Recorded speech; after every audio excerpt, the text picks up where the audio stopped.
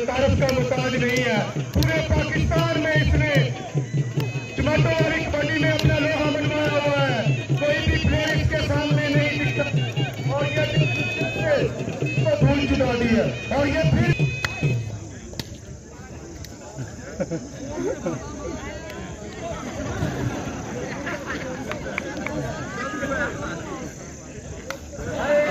क्या बात है।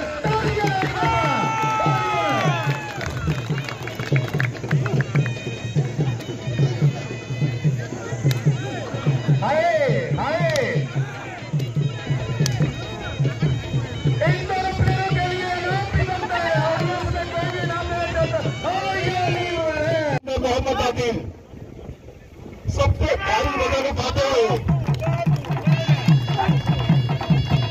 Very good. आर्चरी का कंपटीशन मुकम्मल हो चुका है। इसका मुकाबला भी औरंगजेब स्टार और मिस्टी टीम के दरमियान होगा।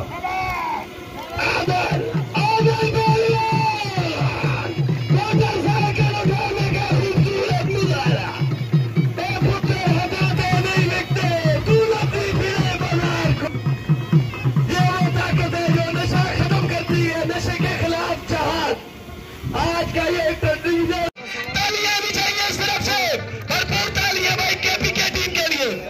अपने पठानों के लिए तालियां बजाएं। अभी यहां से तालियां नहीं चाहिए।